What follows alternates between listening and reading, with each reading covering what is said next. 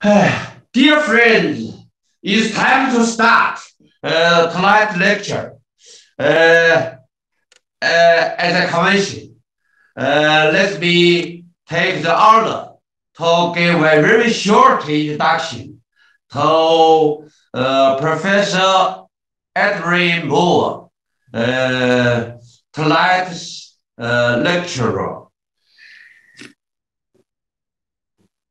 Professor Adrian Moore is professor of philosophy and lecturer in philosophy at the University of Oxford and tutorial fellow of St. Hugh's College, Oxford. This is the last picture of him.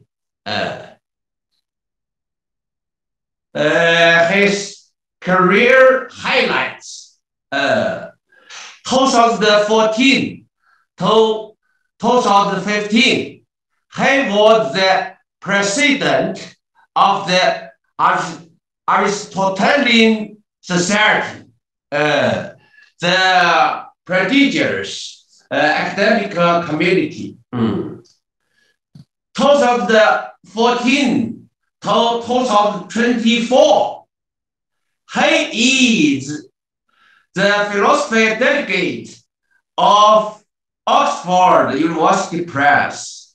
As I said last time, that means if you are agreed to publish a book, philosophy book at Oxford University, he will sign a contract with you and issue the contract to you. Very important. 2015 until to now, to present, he joined editor with Lucy O'Brien of the Mind, the top journal of philosophy. 2016, he is the presenter of the BBC Radio 4 series, A History of the Infinity. 2017 to 20, he was the vice principal of St. Hugh's College, Oxford. His publication books. 1990, he published a book, The Infinity, by Routledge, revised the third edition with 2 new chapters and the new appendix was published in 2019. As I said last time, this book will be translated into Chinese and republished by Renmin University of China Press.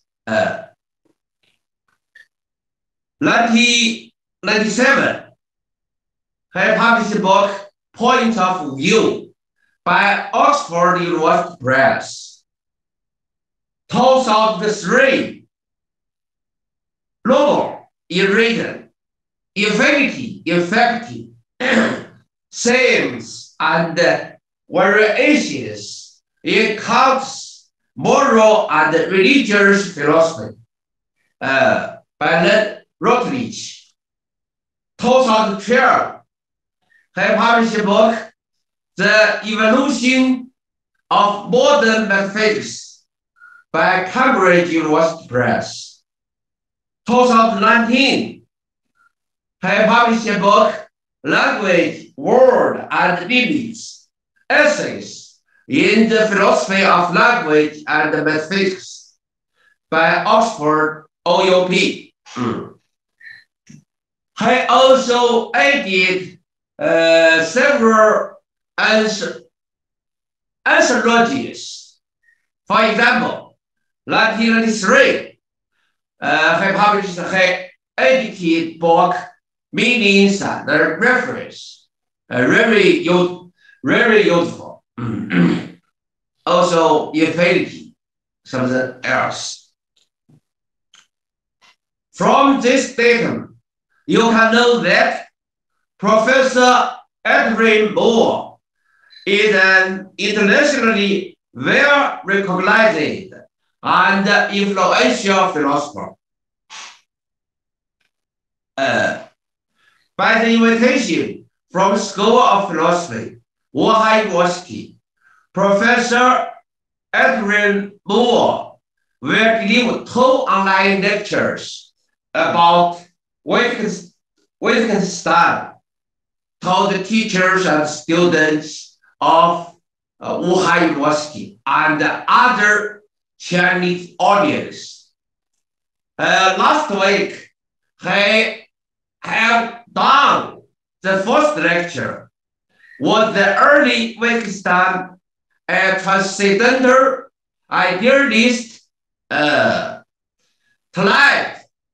he will give the second lecture was the later Wittgenstein and Transcendental Idealists list. Since I myself is not a Wittgenstein scholar, so I invite Professor Lou Wei from School of Philosophy, Zhejiang University, to be the commentator and interlocutor of Professor Moore's lecture. Now, Professor Adrian Moore, it's your turn. Please, welcome. Okay. Thank you. Yes, thank you very much indeed. That's a very kind and warm welcome, just the same as last week. And once again, I'm honoured to be able to give these lectures. And once again, I look forward to your feedback. I should begin by explaining something that applied last week as well. Lu Wei hasn't had an opportunity to see this talk in advance, and so we'll be responding on the spot. And as I said last week, I know from my own experience how difficult and challenging that can be, and especially if you're following something in a foreign language. Now, I do once again have some material that I'd like to share with you on the screen. So let me first of all do that. And I hope everybody can see the material on the screen. And as Shenbo has already said, my title today was the later Wittgenstein a transcendental idealist? And obviously this complements the lecture that I gave last week, which was on the question whether the early Wittgenstein was a transcendental idealist. And those of you that attended the lecture last week will probably remember that the answer that I gave last week was yes, with various qualifications. The early Wittgenstein was a transcendental idealist. Now today, I'm going to argue for the answer no. The later Wittgenstein was not a transcendental idealist. So I'm giving you my answer straight away. That's the very first thing that I'm saying, is that my stance on this issue is the exact opposite of my stance last week. at least it's the exact opposite insofar as I gave the answer yes last week and I'm giving the answer no this week. But in both cases, there are very significant qualifications. Now, if I say that the later Wittgenstein was not a transcendental idealist, that's obviously a bold claim. And among other things, it calls for a definition of transcendental idealism. And in due course, I shall be supplying a definition. But it also needs qualification, as I've said, and one qualification that is important straight away is that when I say that the later Wittgenstein was not a transcendental idealist, I don't mean to be suggesting that he confronted transcendental idealism and argued against it. And certainly not that he adopted some other position instead of it. And that's quite contrary to the later Wittgenstein's conception of philosophy. On the later Wittgenstein's conception of philosophy, philosophy is a kind of therapy. And the point of philosophy is to cure us whenever we misuse our language. And in particular, when we misuse it in such a way that we end up posing pseudo questions which we think are deep philosophical problems. So philosophy is not supposed to be advancing isms like transcendental idealism or realism or any other ism. And if, when we're doing philosophy, if we do make assertions at all, it'll be as a way of showing how certain words have to be used. And what we say when we make assertions will probably be platitudes or items of common knowledge, not the sort of thing that has to be debated. So depending on how exactly we do define transcendental idealism, Wittgenstein's view is going to be that it's either of no interest to philosophy at all, or it's a bit of nonsense that we have to get rid of. So, okay, so how am I going to define transcendental idealism? Now, you may remember that last week I was talking a lot about transcendental idealism. I never gave an explicit definition of it last week. For those purposes, I didn't feel that I really needed to. But this week, it will be helpful to have something a little bit more precise. And of course, the expression transcendental idealism derives from Kant. And I'll be using the phrase in broadly a Kantian way, but I won't be using it in exactly the same way as Kant. And Kant, when he talked about transcendental idealism, had in mind a view about the nature of space and time. That's not going to be my concern today. What happens nowadays is that people often use the phrase transcendental idealism in a much broader way that arises out of Kant's usage. That was the kind of thing that I was doing in last week's lecture, and that's the kind of thing that I'll be doing today. And before I get on to the definition, let me just say one other thing about Kant. When Kant defended a kind of transcendental idealism, he contrasted it with something that he called empirical idealism. And that's something that I shall be doing as well. Again, I'm not going to be using empirical idealism in exactly the same way as Kant. But I will, like Kant, I will be operating with that sort of contrast. So, okay, let's proceed to the definitions. And straight away, this is the point at which the handout is relevant.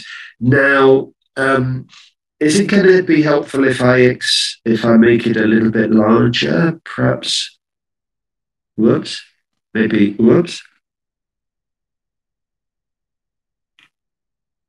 Maybe that's a little bit easier to read. Idealism. So by idealism, I'm going to mean the view that the limits of what our representations answer to are set in part by some feature of the representations themselves. The limits of what our representations answer to are set in part by some feature of the representations themselves. Now, by a representation, I mean anything that answers to reality and is either true or false. So our representations include our thoughts, our judgments, our theories, and things like that. By the limits of something, I mean its essential features.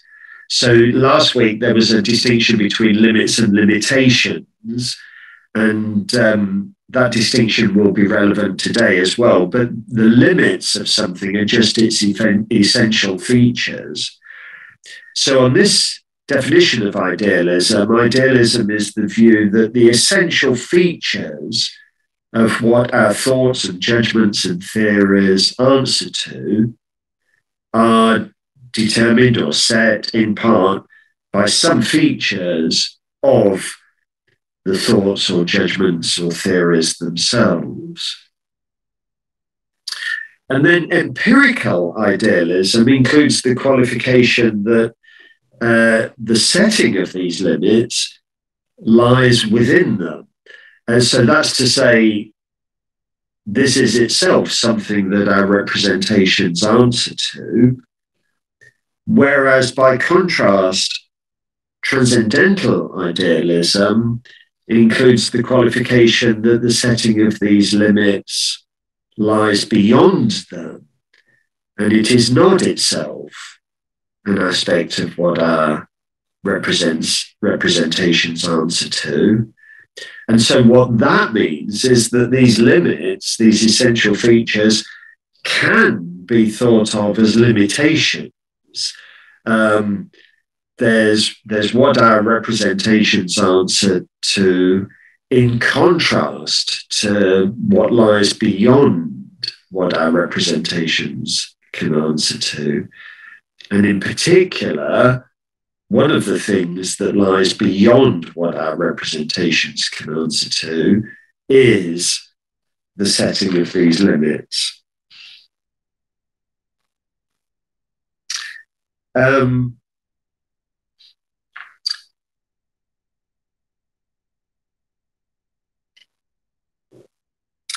By the way, just a little aside, I've mentioned how these ideas derive from Kant, but many of you will know that they also derive from much more recent work by Bernard Williams. There's a very famous article by Bernard Williams in which he discusses the question of whether there's any kind of idealism in Wittgenstein.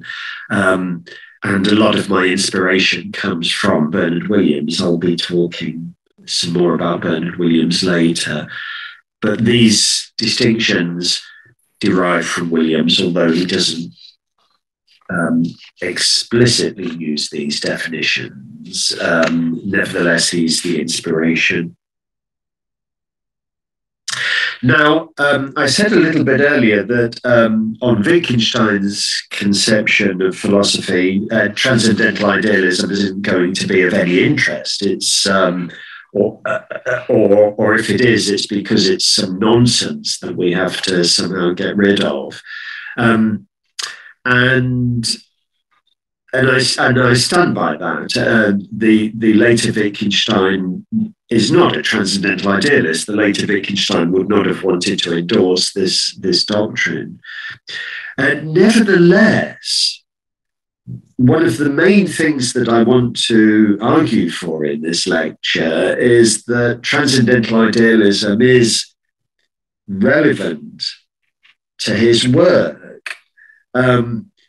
Not just because he helps us to get rid of it, but because in a curious kind of way, he does himself provide us with a kind of incentive to embrace transcendental idealism, to adopt transcendental idealism. So it's not something that he himself would do, definitely not. But I think there are forces in Wittgenstein's work that are pushing us in that direction. And that's why the relationship between Wittgenstein and transcendental idealism is such an interesting one.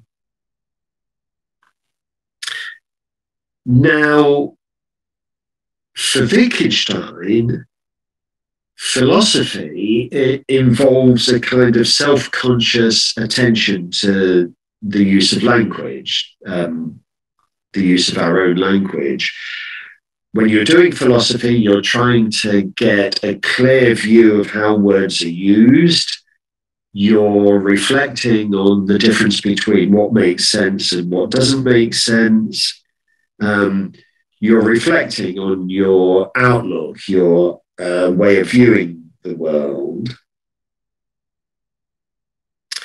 And part of what this involves, when you're self-consciously reflecting on your own language, part of what this involves is recognizing certain propositions as necessary. For example, the proposition that sisters are female. When you're reflecting on your use of language, you'll see that sisters have to be female. And on Wittgenstein's view, that's because when we say that sisters are female, we're not making a substantial claim about the world. That's something more like stating a rule for how to use the word sister. We're not going to count somebody as a sister unless we also count that person as female. That's one of our rules. So it's necessary that sisters should be female. Now, what this means is that there's a kind of contingency that grounds the necessity. And I'll say some more about what I mean by this. Wittgenstein is very keen to combat the view that when we explore necessities of this kind, we're exploring some kind of superphysical landscape, as though the concept of a sister and the concept of a female person were just things that we came across, one of which is a part of the other. And Wittgenstein says, no, it's not like that. We're focusing on our own practices, our own contingent practices. And part of the reason why Wittgenstein is such a great philosopher is he has a really good gift for drawing attention to how deep those contingencies go. So obviously, it's contingent that we use particular words in the way that we do. We could have used the word sister to denote brothers instead. So it's contingent that we use the word sister in that way. But even so, it's tempting for us to think when we reflect on our usage that there's certain constraints on how we can use words. So let's revert to another example. Imagine people who, in some circumstances, use a particular word to describe things that are green, and in other circumstances use that same word to describe things that are blue.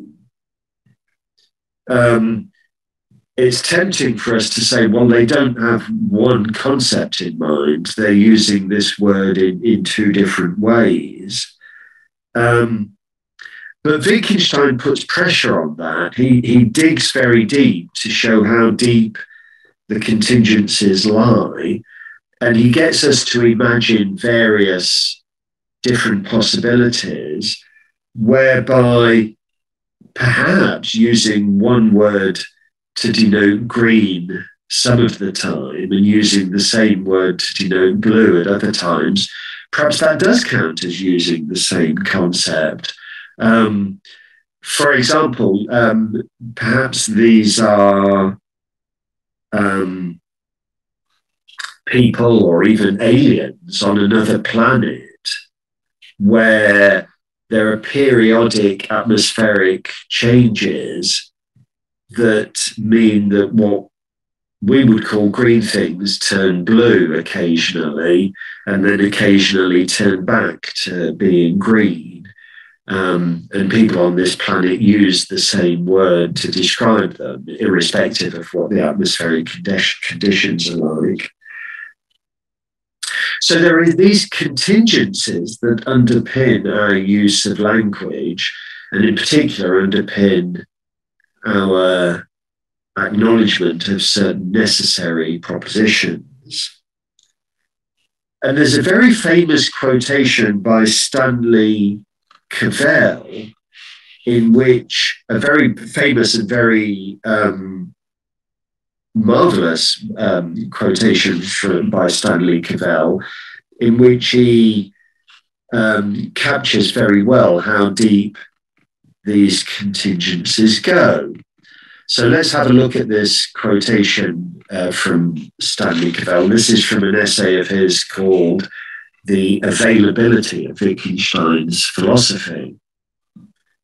And he writes as follows: that on the whole we make and understand the same projections of words into further contexts is a matter of our sharing roots of interest and feeling, modes of response, senses of humor and of significance and of fulfillment, of what is outrageous, of what is similar to what else, what's a rebuke, what forgiveness, of when an utterance is an assertion, when an appeal, when an explanation, all the whirl of organism Wittgenstein calls forms of life.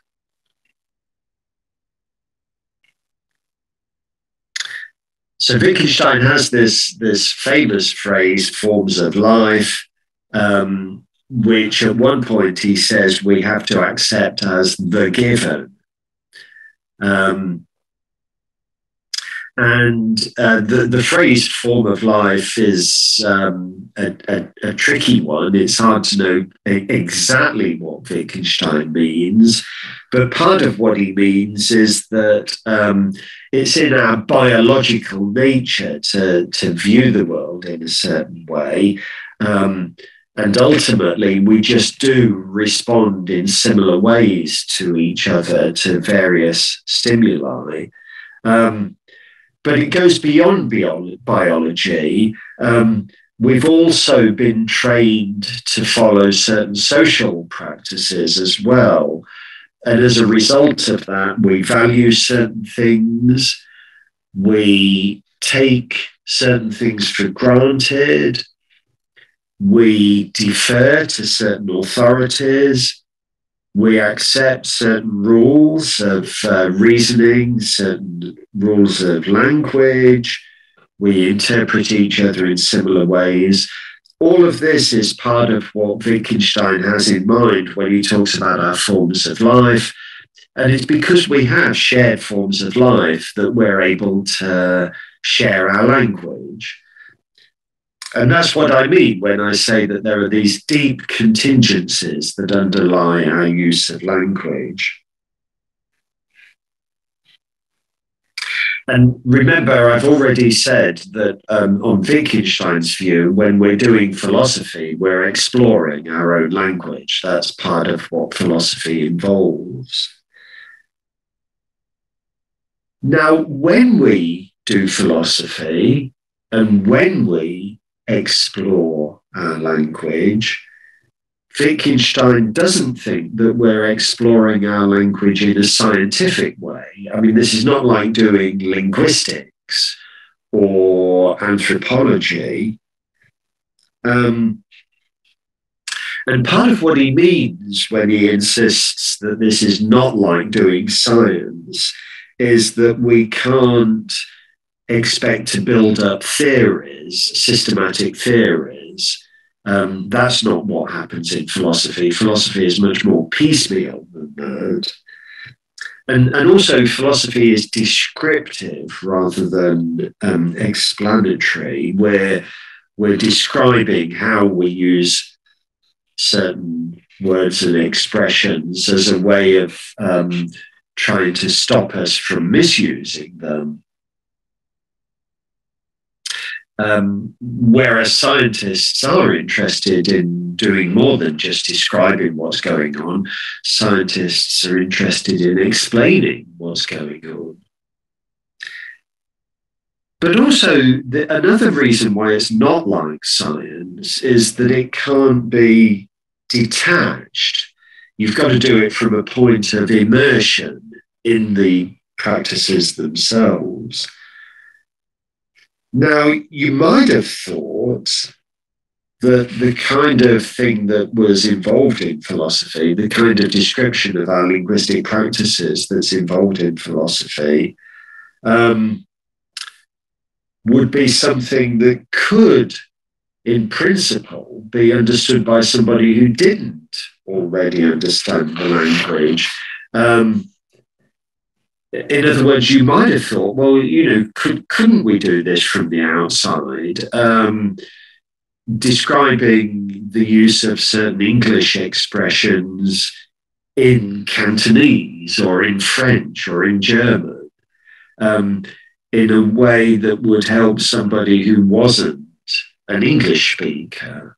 And that would be detached. That would be doing philosophy in a kind of detached way from outside. But it's not like that for Wittgenstein. And now I'm going to bring up another quotation. And here is Bernard Williams. I've already mentioned that Bernard Williams is an important figure in this debate. Now, this is a quotation from that article of his that I mentioned, Wittgenstein and Idealism. And this is Bernard Williams' way of trying to emphasize that for Wittgenstein, philosophy is done from the inside, not from the outside. So let's have a look at this quotation from Bernard Williams. On a Wittgensteinian conception, we can make our language clearer to ourselves by reflecting on it, as it were, self-consciously exercising it, not indeed by considering alternatives, but by moving around reflectively inside our view of things.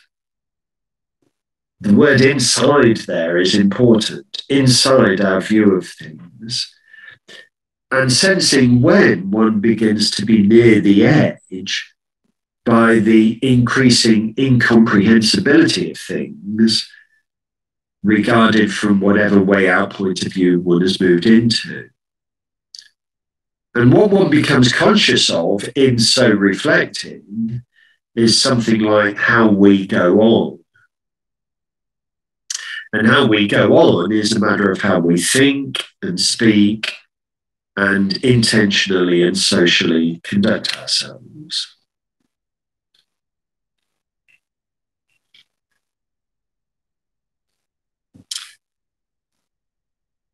So, how are we going to, if we're doing philosophy, how are we going to engage with people who misunderstand the language? And by the way, these people will include ourselves.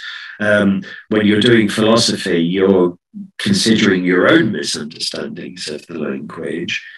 Well, if you're doing it from the inside, you're going to give people the same sort of exposure to the language as we give to children.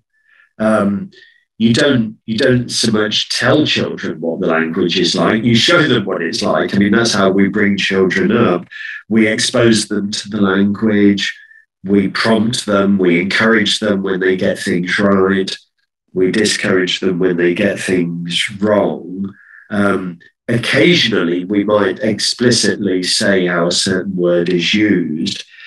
But we're all, I mean, this is all from within, not from without. And what's happening when you're bringing up children is that they're watching and they're gradually learning.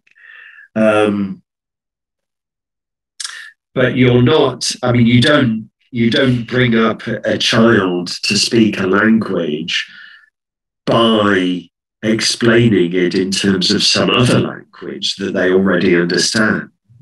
I mean, obviously, it can't work like that when you're bringing up children, and it doesn't work like that in philosophy either. It's all done from the inside.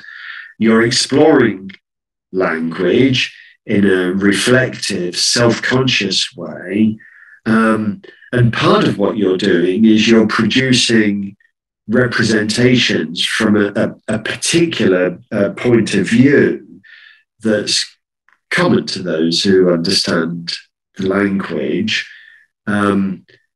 with the aim of trying to keep that point of view in focus. So what I'm claiming is that there's a particular point of view that we have just because we understand the language. And part of what we're doing in philosophy is trying to maintain that point of view, trying to keep that point of view in focus. But can we say some more about that point of view? What exactly is that point of view? And when we raise that question, that's going to be associated with some other questions. It's the point of view that's necessary to understand our language. So the question's going to arise, what language are we talking about here? What exactly do we mean by language? And who are we? When we talk about our language, who are we? What is meant by our language? And I don't think that we mean anything like English or German or Cantonese. It's not that sort of language. I mean, I've been talking about that sort of language in some of the examples I've been giving. I mean, when you're bringing up children, that's the kind of language that you're bringing them up to speak. But I don't think that is what's going on in philosophy. Let's go back to my earlier example about sisters being female. Now, you might think, well, isn't that an example involving English? Because I'm now speaking English and I've given that example in English. But if it was an example about English, then it wouldn't be impossible to describe it from the outside. You could talk to somebody who didn't speak English and explain to them how the word sister and the word female are linked to each other in English. So I don't think that's what's going on, because I keep trying to insist that in philosophy you've got to do it all from the inside, not from the outside. So I don't think the inside here can mean inside English. When I say that we refuse to count somebody as a sister unless we also count them as female, the we there does not mean English speakers. That's something that applies in German as well. I mean, they use different words, but they will also acknowledge that sisters are female. And in other languages, any language that has equivalent words. So our language doesn't mean English. It means something a little bit more like our concepts, our range of conceptual resources. And that's why I think it's impossible to describe our language except from inside. You can't describe our conceptual resources except by using our conceptual resources. And it's got to mean that, because if Wittgenstein is saying that necessity is grounded in the contingencies of our language, if our language did mean English or German or something like that, then he would be involved in a kind of empirical idealism. Let me just scroll back.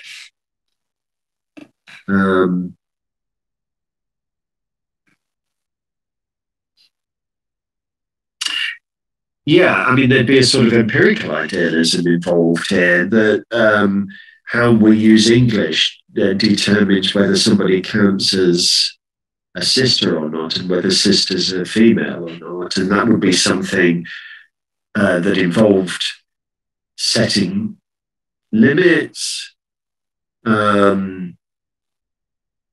by some feature of how we represent things, and that would be the setting of those limits could itself be described in English. But there's no such idealism in Wittgenstein.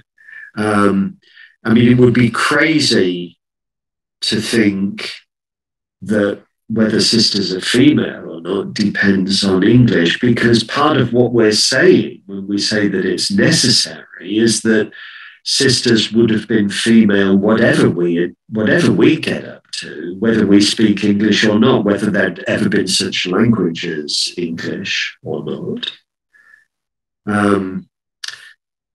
It's necessary that sisters are female. That's part of the point. It's a necessary truth that sisters are female.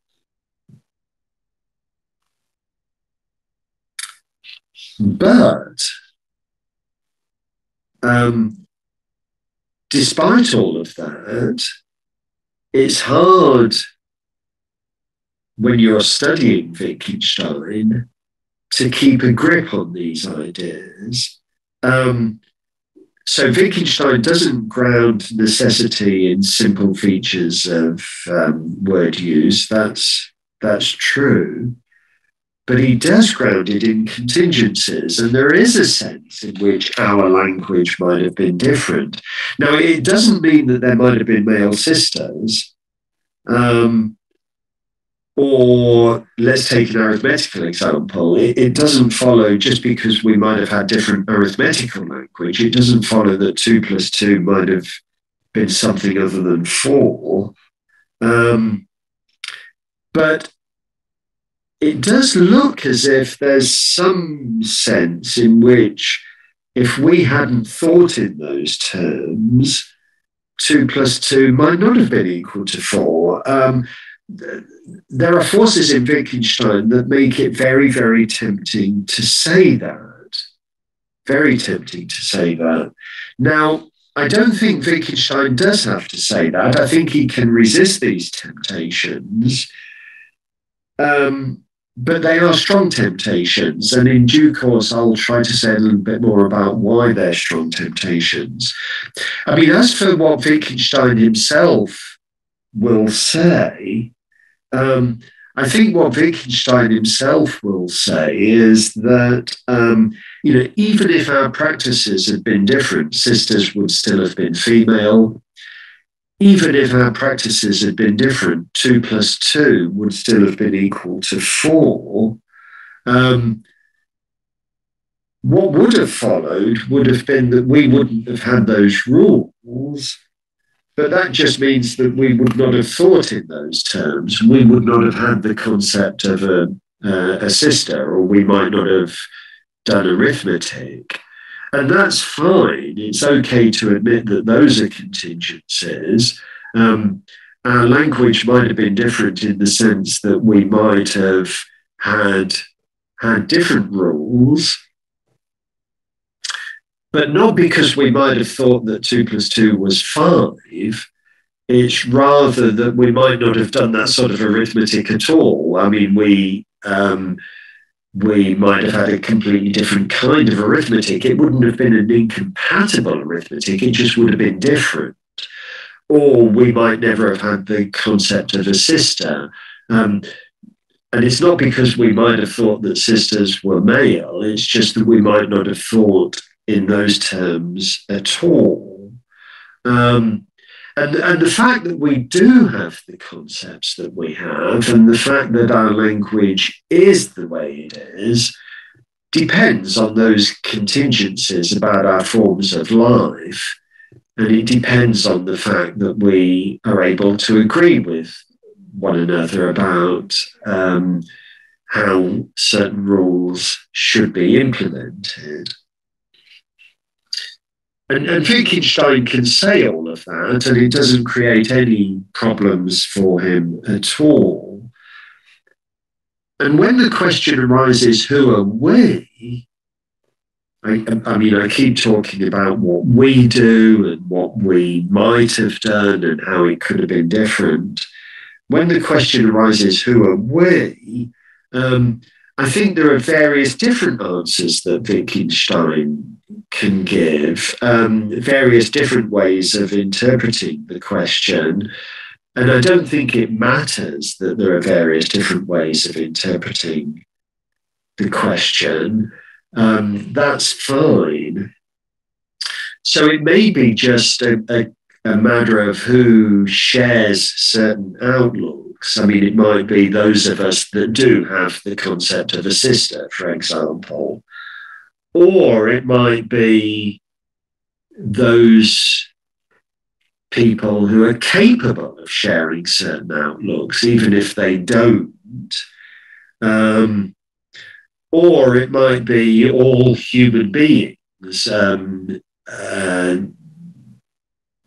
If we take for granted that all human beings are capable of sharing certain concepts, or perhaps something even broader, human beings and any aliens that we might be able to communicate with, either imaginary aliens or, who knows, eventually perhaps actual aliens that we come across.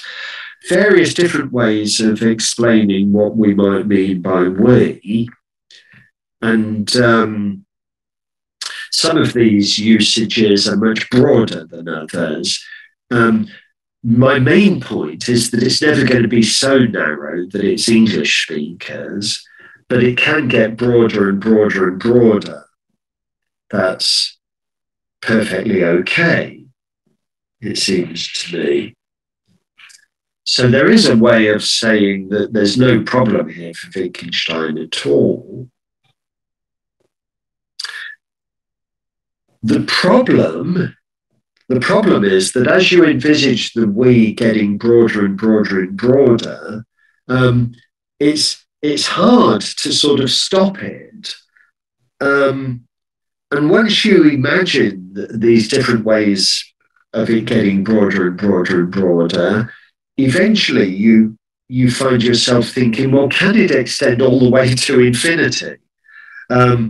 Is it possible that we are all possible language users?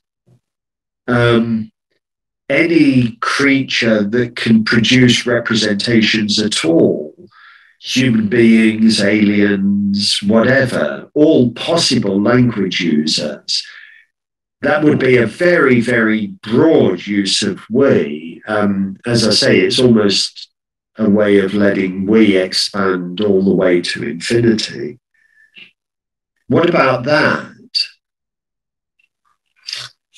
Well, if that happened, then there are various possibilities, I think. One possibility is that we lose the contingency. I mean, by the time the we is that broad, our language includes all possible ways of representing the world. And then there's no contingency about it any longer. We don't need to worry about forms of life or, all that stuff in the Cavell quotation. That's no longer relevant because we're now considering all possible ways of representing the world. And when we're exploring our language, then it is a little bit like exploring a sort of superphysical landscape. And that's no good. I mean, we've already agreed that that's not the kind of thing that Wittgenstein wants to say. Wittgenstein's obviously going to be very uncomfortable with that alternative. So no, we don't want the contingency to disappear altogether. On the other hand, if we retain the contingency and say our language might have been different, even though it's now encompassing all these possibilities, if we do that, then we've got a kind of transcendental idealism. So the limits of language, the essential features of language, are now being set by something contingent, but it's embracing all these possibilities.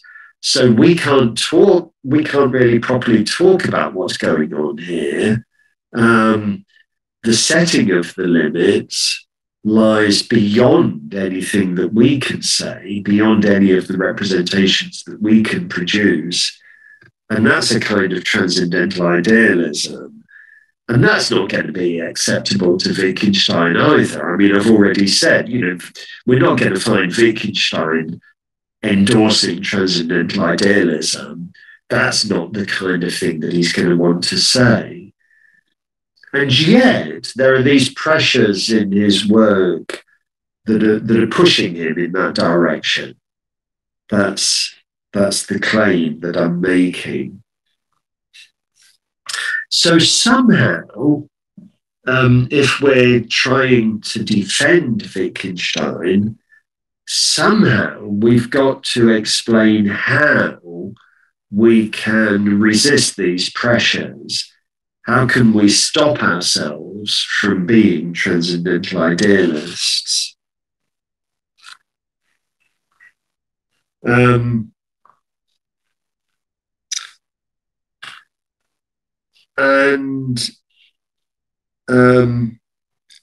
I think what we have to do is we have to stop asking certain questions. It's because we've, in effect, been asking certain questions that we've got into this position in the first place. So, I mean, for example, the kind of question that I have in mind is, what is it for somebody to be an aunt? What does that involve? Or what is it for something to be green? You may remember that example that I discussed earlier of using a word to describe green things and blue things. Now, there is a perfectly acceptable way of understanding these questions. What is it for somebody to be an aunt? I mean, you can hear that as a question about English. How is the word aunt used, or how is the word sister used? What is it for somebody to be a sister? how is the word sister used, you can hear that as a question about English, and then there's a perfectly acceptable answer about how it's used and how it relates to the word female. That's okay. Or you might be interested in family relations, and you might want to give an explanation of how somebody comes to be an aunt in terms of how human beings procreate and the various family relations that gives rise to. Or if you're interested in what it is for something to be green, that may be a perfectly legitimate scientific question, which you can answer in terms of the reflection of light with different wavelengths and how eyes work, the importance of the retina and all of that. That there are ways of understanding these questions that are perfectly acceptable. But as philosophers, we like to ask these questions with a certain kind of philosophical intent. And we want to know, but what's ultimately involved in somebody being a sister? Or what's ultimately involved in something being green? And that's the point at which we might start talking about our forms of life. And that's the point at which it gets awkward. That's when we might find ourselves pushed in the direction of transcendental idealism. So that's the kind of thing that Wittgenstein needs to resist. And the way in which he will have to resist that is, I think, by disallowing these questions. So we must not ask, what is it for somebody to be a sister? Or what is it for something to be green? We mustn't ask those questions as metaphysical questions. As I say, there are legitimate ways of asking them. The question about sisters could be a question about English. It could be a question that requires conceptual clarification. And you might say, look, a sister is a female sibling.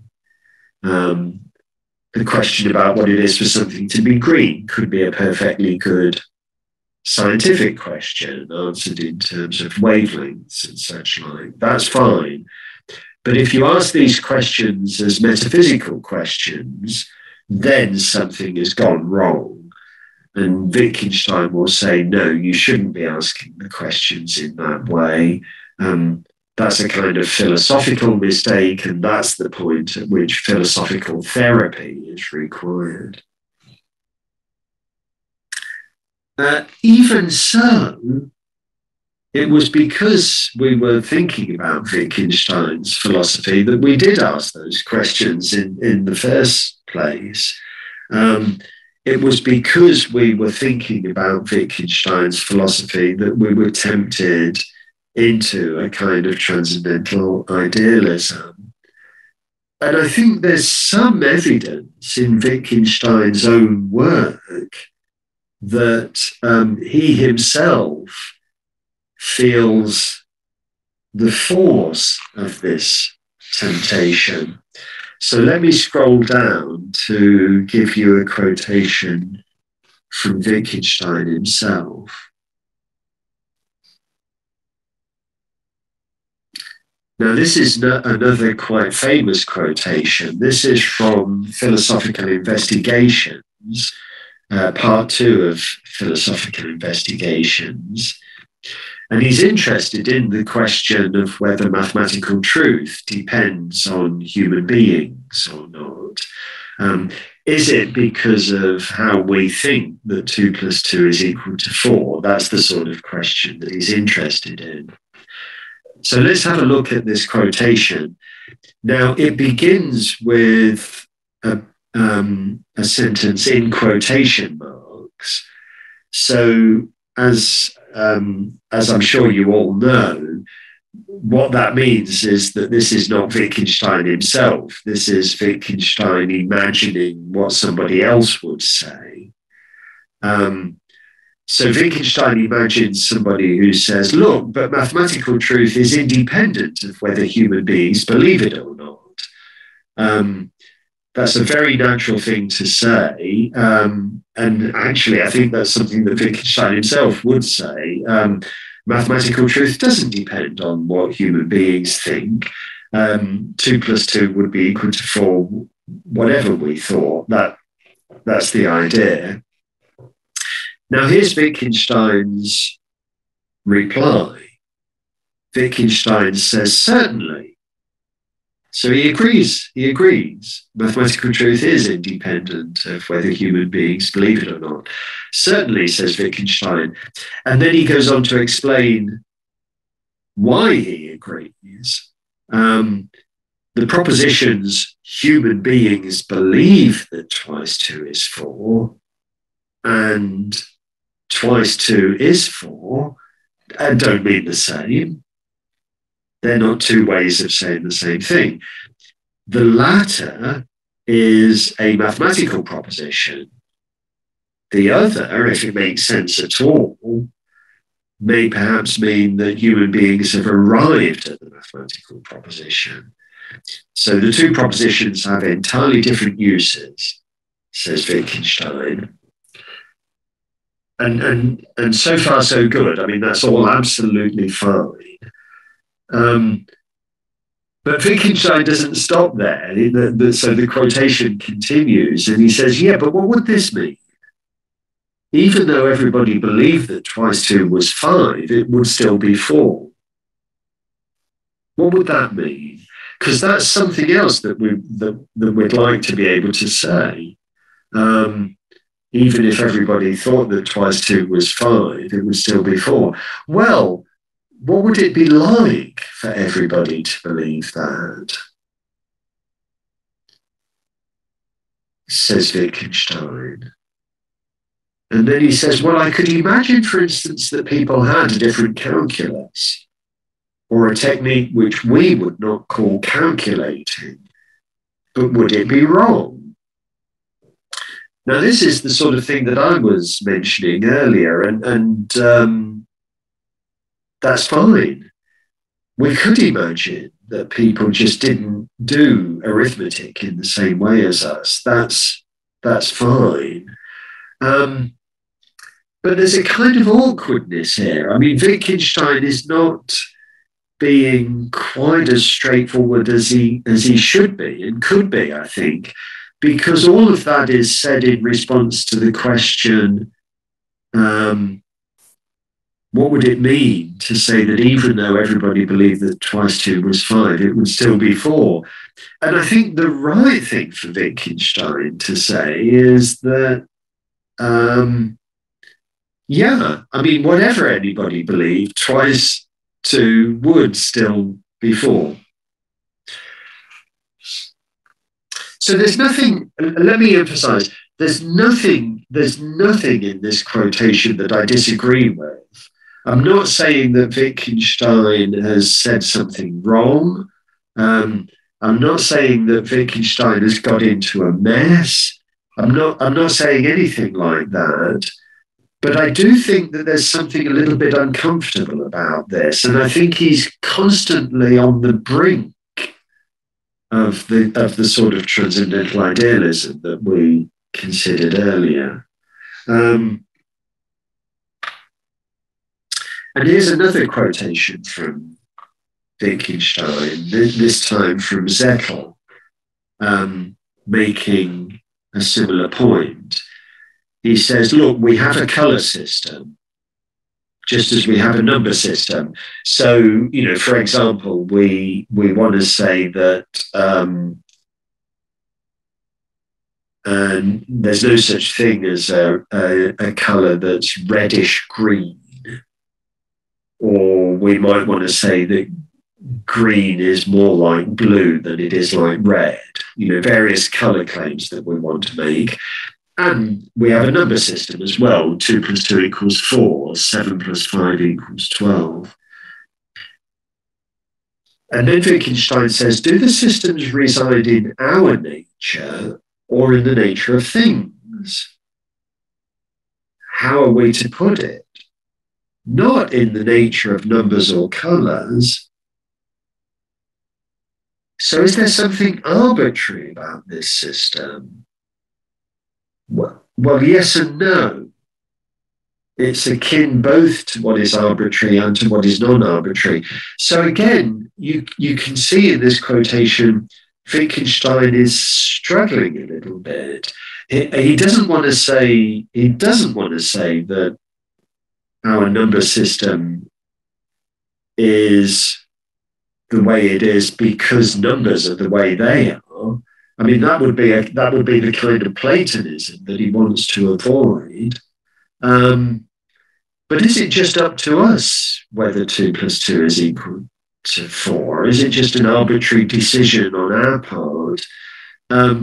Well, he doesn't want to say that either. He's struggling a little bit here in this quotation. And then finally, another quotation from Bernard Williams. Let's go back to Bernard Williams' article, Wittgenstein and Idealism. He responds to this quotation from Zettel. So just to remind you, Wittgenstein says in this quotation, how are we to put it? How are we to put it?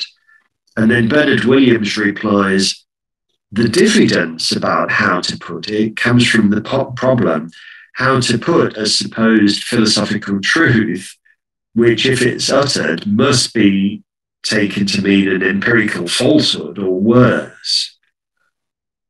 Wittgenstein's theory of meaning points in the direction of transcendental idealism. We're driven to state it in forms that are required to be understood, if at all, in the wrong way.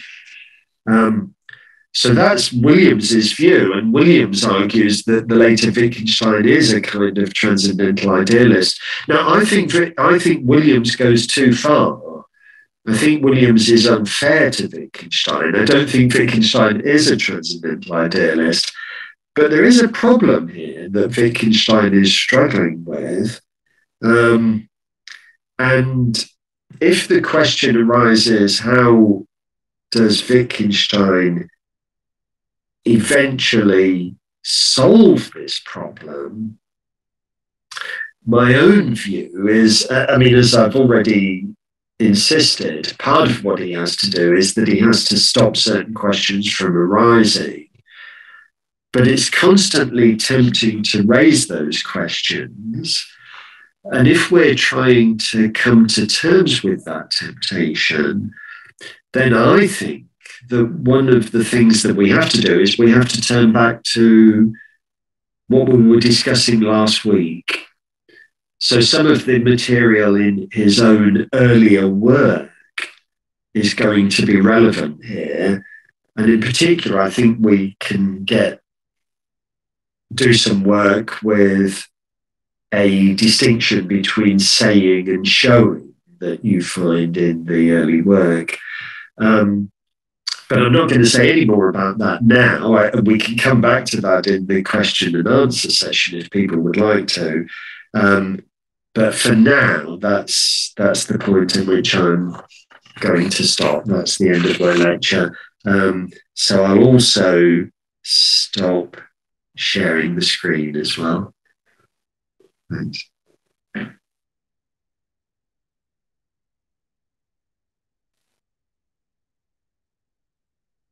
Chenpo, you're muted. Yes. Okay. Thank you for your interesting and stimulating lectures. Now, please, Professor Lowy, give some comments and maybe discussion. Okay. Okay, can you hear me? Yes. Okay, thank you. Okay, I would like to thank you, Chen, Professor Moore, to have me here, and I would like to thank Professor Moore for his wonderful talk. But maybe we all agree that maybe we have different opinion about was Wittgenstein idealist, but we all know that he is not realist. Yes. Sorry, that he's not. Can you say the last bit again? Okay, he didn't commit to realism. Right, yeah. Yeah, but if maybe we have different opinion about was he idealist, but he is not committed to realism. Yes, because as we know, he said that the grammar is arbitrary. We cannot use the fact to ground our grammar. Yes. But sorry, I want to know your opinion about the relationship between the riverbed and the end of the river. You know, uncertainty, because you know the river is contingent, and the riverbed maybe it is necessarily true or just like that. Are you thinking that there's no difference between the river and the riverbed? Because it seems like you have an opinion that you suppose that there's no difference between them. Mm-hmm. But Wittgenstein says they're different. So they're different. And maybe I want to talk about something. Talk about the early Wittgenstein and the Kant. So can I share my screen? Yes, okay. Okay.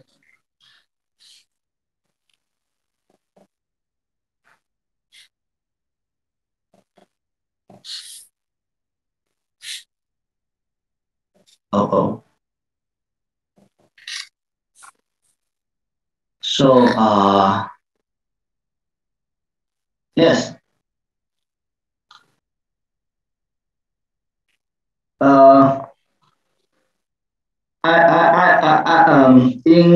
In Culture and Value, Wittgenstein put himself with Kant, and said that the limit of language manifests itself in the possibility of describing the fact that corresponds to a sentence without simply repeating the sentence.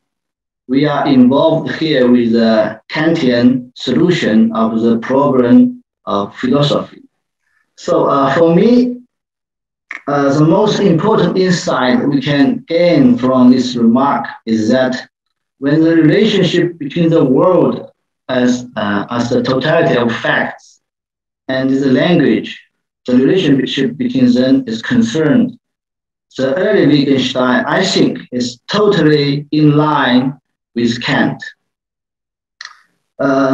Just as with Kant, experience or empirical judgment is impossible without the faculties of mind.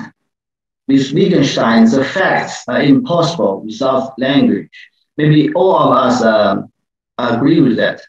Indeed, we cannot even point out or point to a single fact with our finger, just as we can point out or point to an object with our finger. In a nutshell, it is not the case that the fact is over there, and we only have to picture or describe it. The case is that in order to have a fact, we have to make use of a sentence in the first place. So I think for the early Wittgenstein, the fact cannot exist independent of sentence or proposition. I do not need to I skip the difference between them. Fact is dependent on sentence. That's why Wittgenstein says that it is impossible to describe a fact that corresponds to a sentence without repeating that sentence. We can even say it is impossible to have or give a fact that corresponds to a sentence without simply repeating that sentence. Therefore, I think we can understand the world as a totality of fact is totally dependent on the language. The limit of language is also the limit of the world. And just as Kant's question can be formulated as how the experience and empirical judgment are possible, early Wittgenstein's question can be formulated as how the representational relationship between the language and the world is possible. Or in other words, how the harmony between the language and the world is possible. So we already have the representational relationship and the harmony. And we want to know what makes it possible or how it is possible. And now for me, now we have a reason to think that as a thinker, Wittgenstein is deeper than Kant. For, after all, Kant has managed to say a lot about what makes our experience and empirical judgment possible. That is, maybe in a nutshell, we can maybe first divide them into form and matter.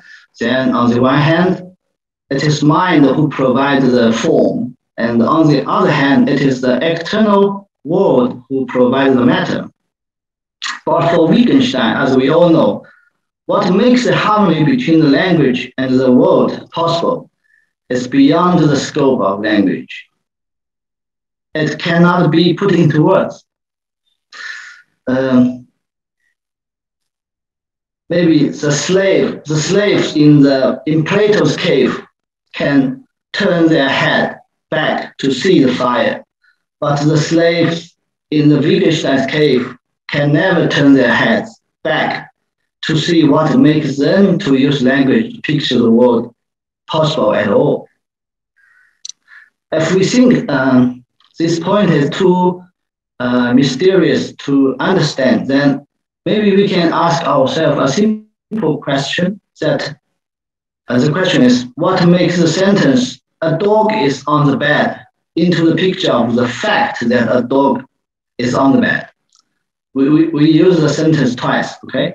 So in a general way, what makes the sentence P into the picture of the fact P? What makes the harmony between a sentence and a fact possible? Can we really answer this question? I think we can't. It seems like we have nothing to say. We can call, I prefer to call this importance of language. Language cannot do everything. The importance of language is also mentioned in Tractatus, maybe in 4.1212. What can be shown cannot be said. For me, this is quite simple and clear. Maybe we do use language to picture the world, but any sentence or statement we make about the features of language itself will step outside this representational relationship and be nonsensical. What these nonsensical statements mean to say can only be shown by the operation of language, or maybe in other words, symbolism. For example, maybe we have an example. When we say that 2 is a number, do we really assert is a number onto an entity called 2? No. Because where is the entity? We cannot find the entity. For Wittgenstein, according to Wittgenstein, I think what people really want to say or hint at with this cliche is just something about our symbolism or about our language itself. So the sign 2 is used as a number word, and this can only be shown by the usage we made of the sign 2. Therefore, maybe everyone will agree with me. We have two kinds of sentences. One is a statement about the feature of language itself, or the symbolism. And this kind of sentence are all necessarily true and nonsensical. They are pseudo propositions, as it were. In order to see this, we can ask ourselves one simple question.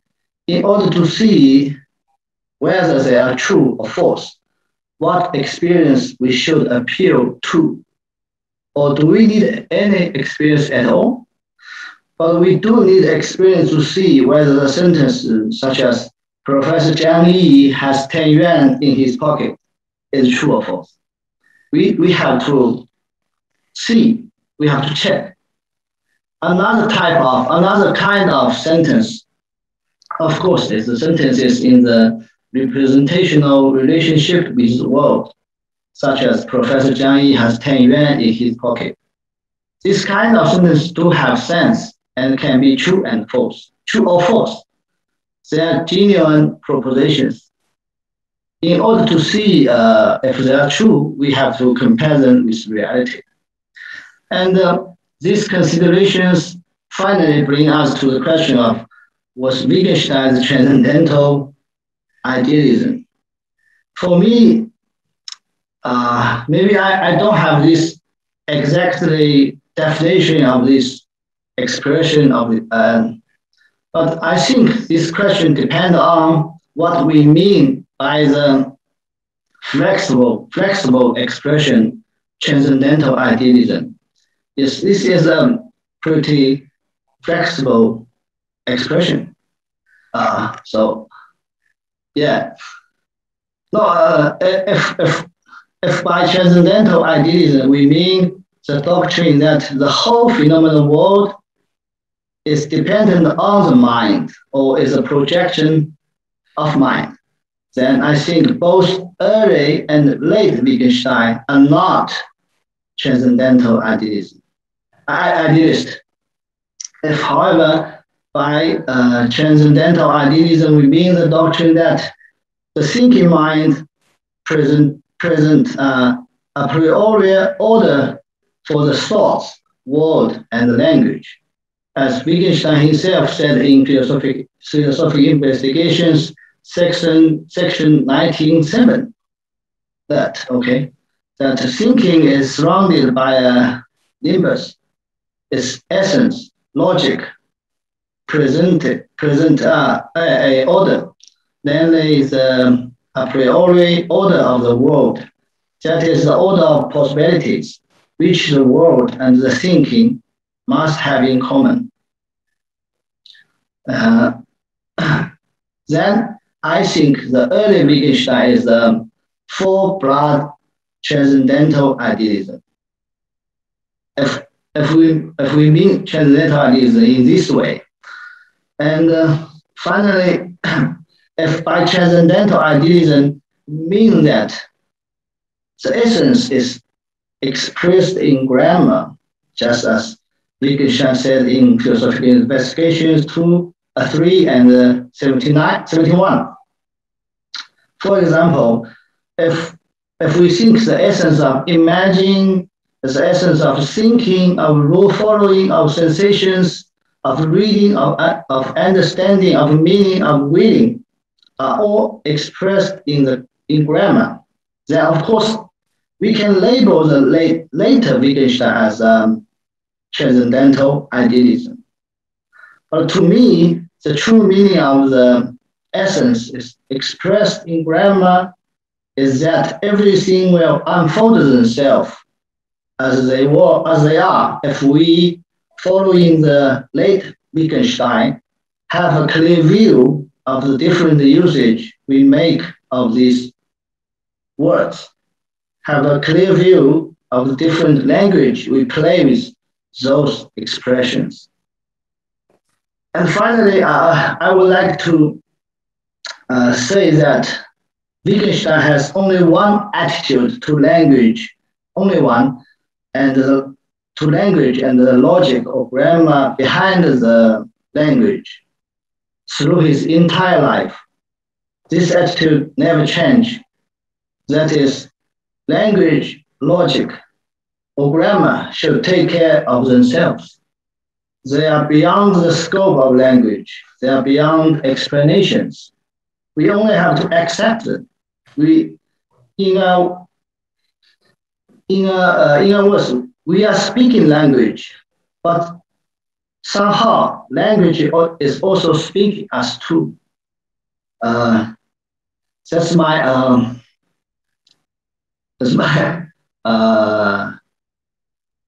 my comments. And yeah, I have two questions for you. The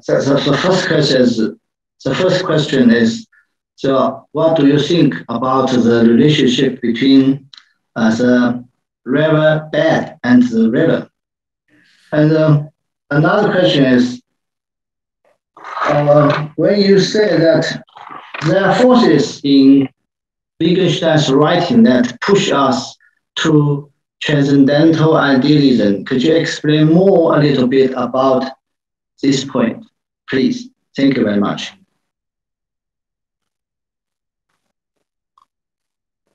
Okay, I will stop here and maybe I can save some time. You close your sharing. Okay. Okay. Yes. Yes. I have closed. Professor Mo? Yes, thanks. I don't think it matters, but we are still sharing Louis' screen. But actually, that's quite helpful because it's useful to have those quotations there. So that's fine as far as I'm concerned, if everybody else is happy with that. Okay, I will keep sharing it. Yeah, okay, that's great. Well, thank you very much indeed. That was all really interesting. And there's some connections that you're drawing between last week's lecture and this week's lecture as well, which is helpful. That gives us an opportunity to reconsider some of the issues that arose last week. You've raised two questions, and I'll say something about each of them.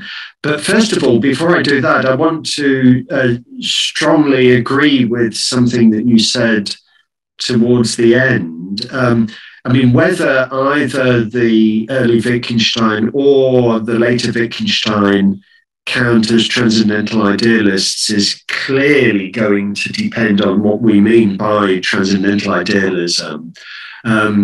It's crucial how we define these terms, and there's various ways in which we can define them. And if we define them in one way, then we'll get certain answers. If we define them in another way, we'll get different answers.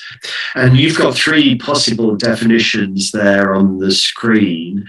And I think what I offered today was a fourth definition, actually. I don't think it's the same as any of those, which is fine. You know, as you rightly pointed out, that just reminds us how flexible these terms are.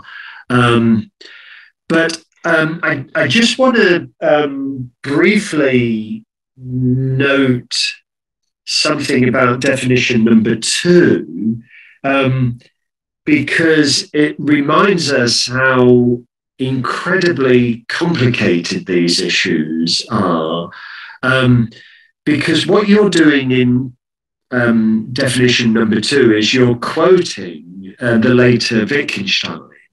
As you say there on the screen, this is a quotation from Philosophical Investigations, section 97.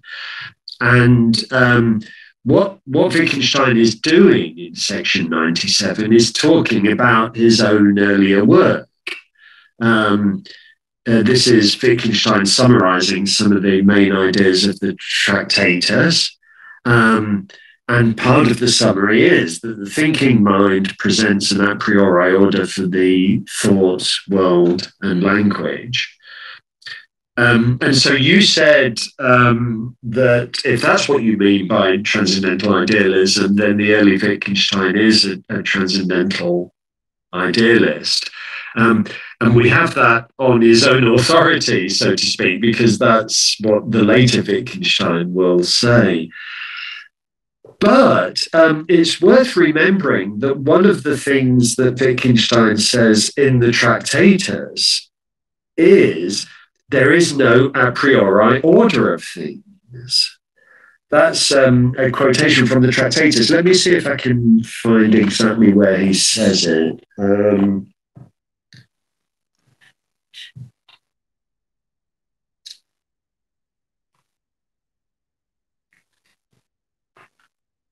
I'm not sure that I'm going to be able to find this straight away.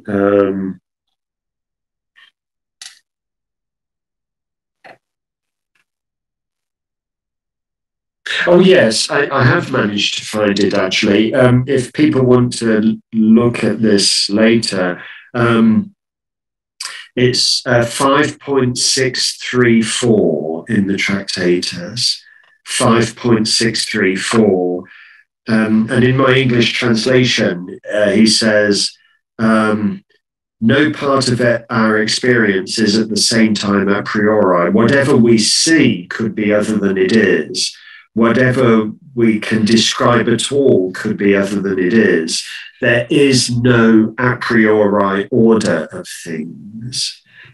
So the later Wittgenstein is ascribing to the early Wittgenstein something that the early Wittgenstein seems to repudiate.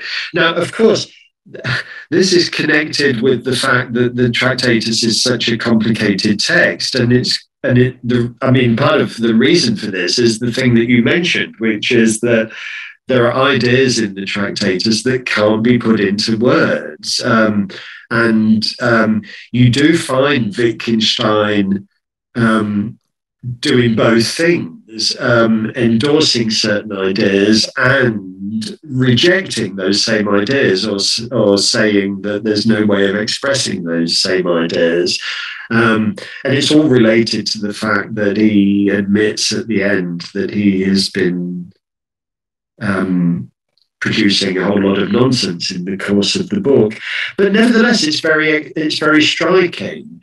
And I think the main lesson that we have to learn from this entire discussion is that when you raise the question whether either the early Wittgenstein or the later Wittgenstein is a transcendental idealist, even when you've said explicitly what you mean by transcendental idealism, the answer, I think, is never going to be straightforward in either case. I've said yes and no respectively, but I keep trying to emphasize that there are crucial qualifications in both cases, whether you're talking about the early Wittgenstein or the later Wittgenstein.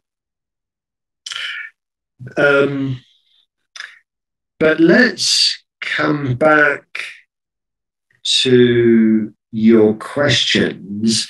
Now, the first question that you raised was about the riverbed analogy, and we find this in Wittgenstein's work on certainty.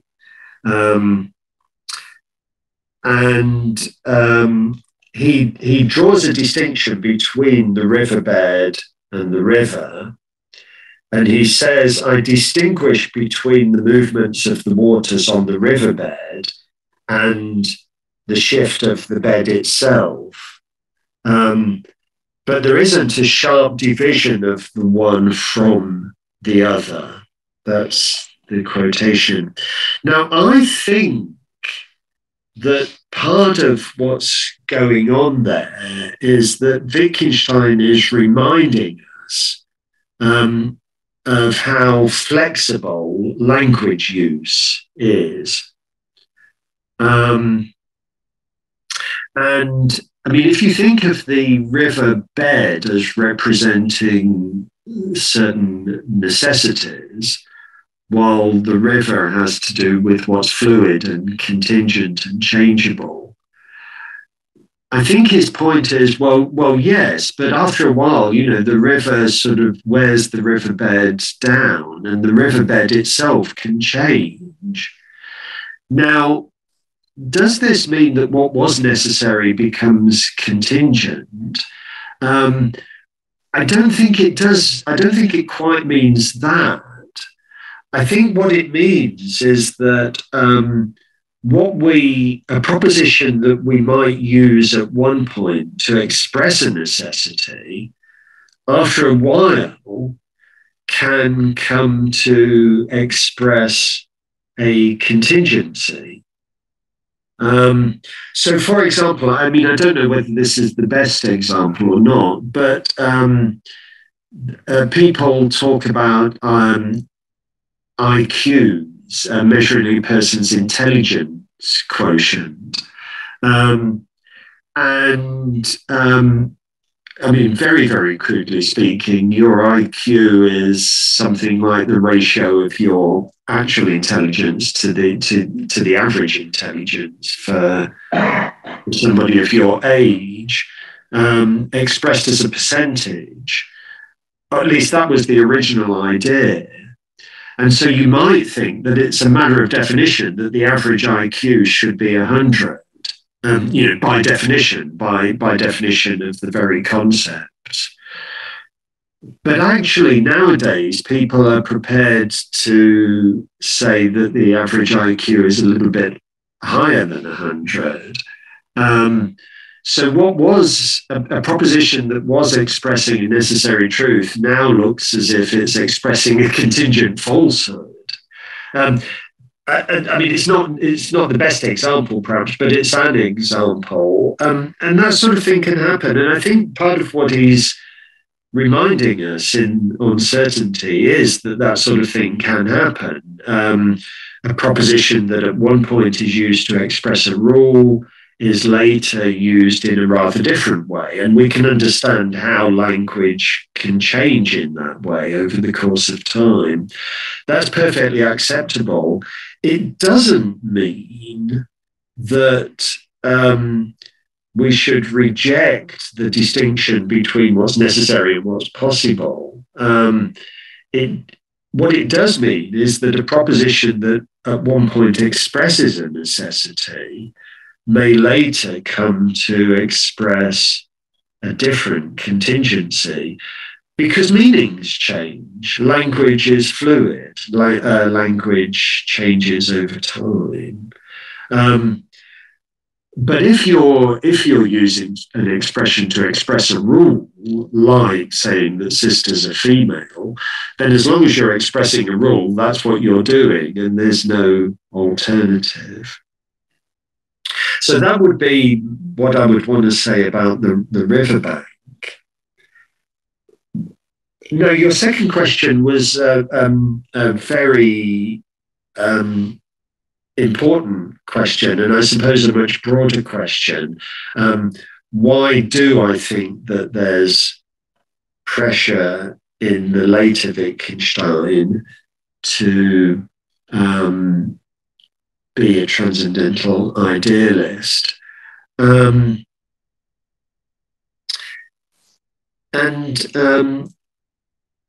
It's related to some of the things that you were saying about the early Wittgenstein. You were going back to the Tractatus and saying that in the Tractatus, the view is that there are no facts without language. And if you want to specify a fact, you have no alternative but to use language. And if you want to clarify what's at stake in a particular fact, you have no alternative but to reuse the same sentence. That famous quotation from Culture and Value. And you mentioned that quotation, and you were applying it to the early Wittgenstein, and we can see a connection there with the early Wittgenstein. But I think we can see a connection with the later work as well. I mean, the later Wittgenstein will also say that if you're wanting to specify a fact, you have no choice but to use language. And if the question arises, yeah, but what exactly is it for grass to be green? I mean, what does that ultimately consist in? Then you can't do any better than say, well, it's for grass to be green. You know, you just have to repeat the same sentence again. And it looks as if you're claiming that there's a kind of dependence of the world on language. That it looks as if you're saying that what the facts are depends on how the language is. And yet, both the early Wittgenstein and the later Wittgenstein would also want to say the opposite. If you mean by language something that human beings get up to, then surely the facts don't depend on language. You know, surely the sun would have been bigger than the earth, even if human beings had never existed. Even if there'd never been people thinking in those terms, the sun would still have been bigger than the earth. Grass would still have been green. So we've got these conflicting pressures on us, and I think we've got these conflicting pressures on us in both the early work and the later work. And one way of resolving the conflict is to say, well, the dependence is not something that we can properly speak about. I mean, when we talk about the world depending on language, we're not strictly using language in the way that we ought to. And that's why what's at stake here is a kind of transcendental idealism rather than empirical idealism. There's something funny about the very stating of the position. And again, you're going to see elements of that in both the early work and the later work. The difference is that in the early work, he allows himself to say those things. The limits of my language mean the limits of my world. The later Wittgenstein is not going to want to say those things. He's going to want to resist these temptations in a way in which the early Wittgenstein is prepared to succumb to temptation. That's my take on this. And so what I was trying to argue in today's lecture is that Wittgenstein can resist, the later Wittgenstein can resist these temptations, but only by refusing to enter into the discussion at all. So if we ask, does reality depend on language in some sense? The later Wittgenstein is going to want us to be very, very clear about what sense. And once we've been clear, he's either going to say, no, there's no dependence of reality on language, or he's going to say, you've started to talk nonsense. This is not making sense any longer. And actually, that's what the early Wittgenstein is going to want to say as well. When we claim that the limits of the world are set by the limits of language, the early Wittgenstein is also going to want to say that it's nonsense. So, so although I'm giving opposite answers to the questions whether the early Wittgenstein and the later Wittgenstein transcendental idealists, there's a much, much, much closer relationship than I'm suggesting.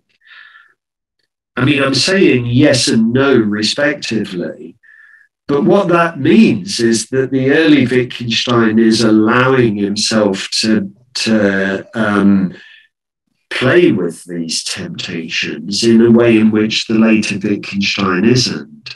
But I think they're both feeling the force of these temptations. So that's a very long answer to your question, but perhaps I'll stop at that point. Obviously, you can come back if that doesn't satisfy you. Thank you very much. Maybe you are right, but I will think it more. Yeah, thank you very much for inspiring me. So we can save some time for others.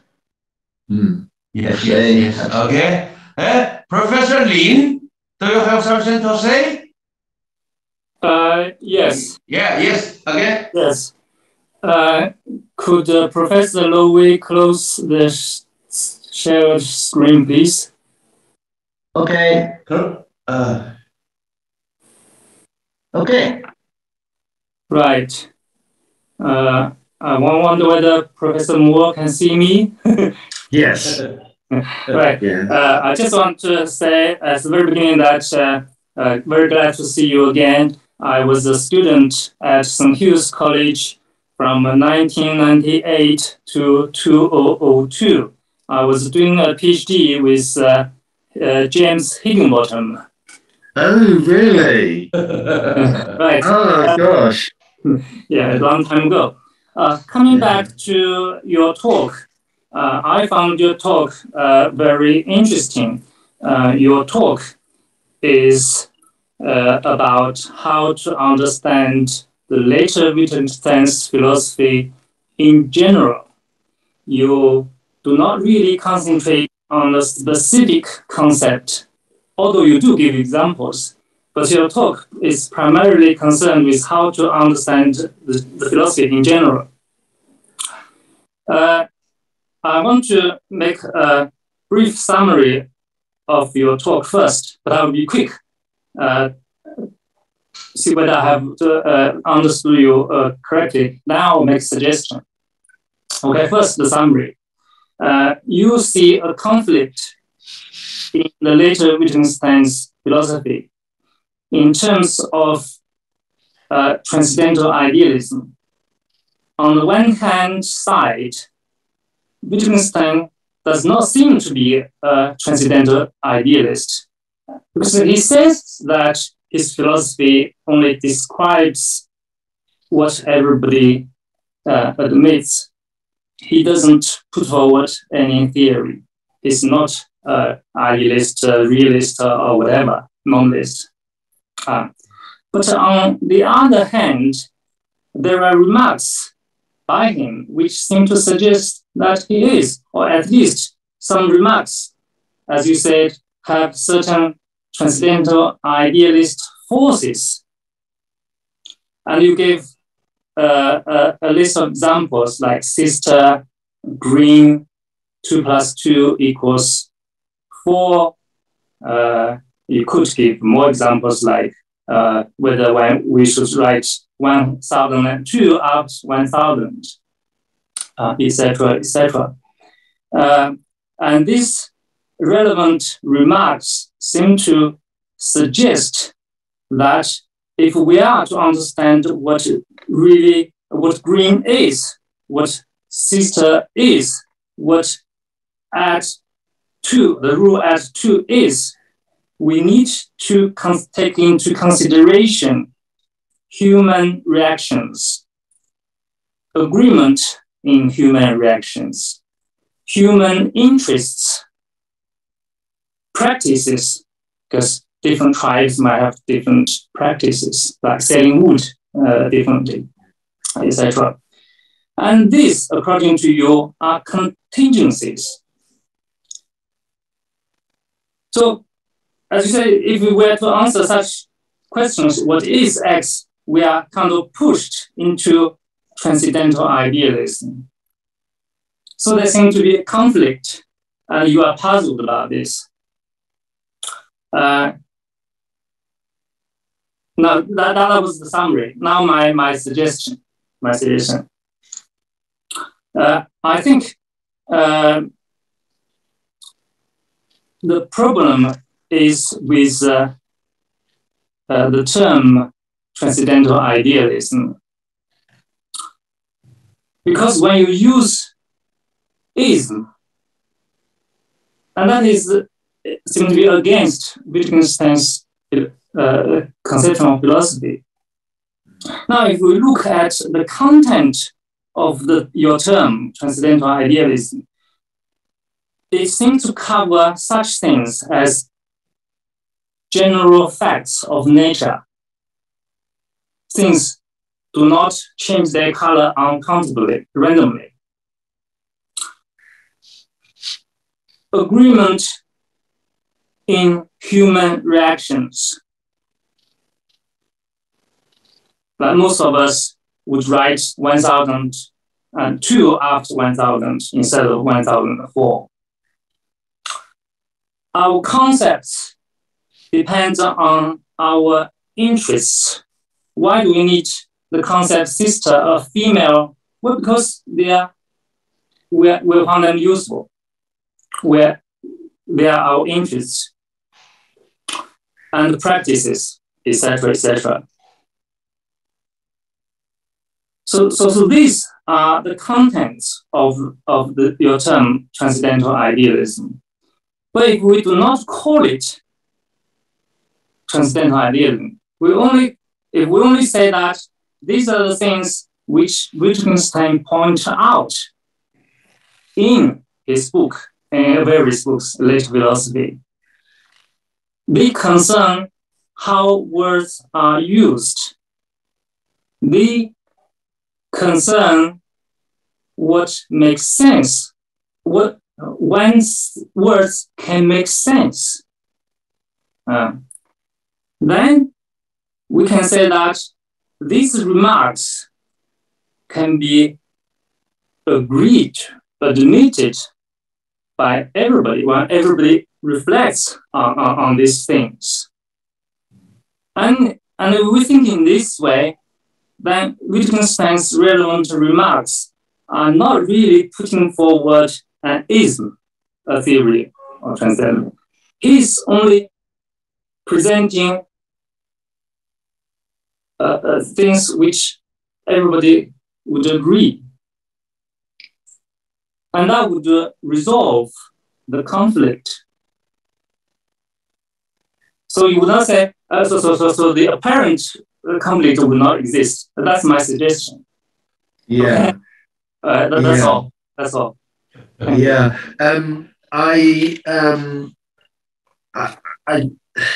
It's a little difficult for me to know quite how to respond because for the simple reason that I just agree with all of that. But would you expect me to disagree? I mean, if you would expect me to disagree, then I think I haven't been as clear as I should have been in my lecture. I mean, so there's a lot there that I think is right. We won't find Wittgenstein embracing transcendental idealism. We won't find him embracing any kind of ism at all. He talks about some of the basic contingencies that help us to communicate with each other. He emphasizes, as you say, general facts of nature, and reminds us of how important they are. He emphasizes the importance of our agreements in reactions. And there's that famous quotation, mathematicians don't come to blows over whether calculations have been performed correctly or not, because there are certain basic levels of agreement in how they react. He reminds us that concepts depend on our interests, and all of those things are perfectly acceptable. He can do all of those things. They're ways of reminding us of things that are probably already obvious to us, but we need to be reminded of these things. And that doesn't involve any transcendental idealism. So I agree. So everything that you said there seems right to me. Now, so the question is, so what on earth am I doing in my paper in that case? So let me say the one thing that perhaps I do disagree with, and maybe this will help. There was just one word that you used that perhaps I wouldn't have used, which is the word conflict. I'm not sure that I do want to suggest that there's a conflict in Wittgenstein, or at least it depends on how conflict is understood. I mean, that suggests that there are places where he says one thing and places where he says the opposite, or places where he appears to say one thing and places where he appears to say the opposite. And somehow we have to try and resolve that conflict. And I don't see it in quite those terms. I mean, for these purposes, I don't think he ever says anything that he shouldn't say. And all the things that he says are things that are perfectly acceptable and don't involve any kind of commitment to transcendental idealism at all, the sorts of things that you were emphasizing. My thought is that nevertheless, when we reflect on it, in the way that, for example, Bernard Williams does, and ask ourselves what's going on here, we will find ourselves tempted to do the kind of thing that he did in his early work, which is to embrace a sort of transcendental idealism. So that's one claim that I'm making, and that's a claim about us rather than a claim about Wittgenstein. That's a claim about an effect that his work has on us, to the extent that Bernard Williams will describe the later Wittgenstein as a sort of transcendental idealist. Now, I think Bernard Williams is going too far there.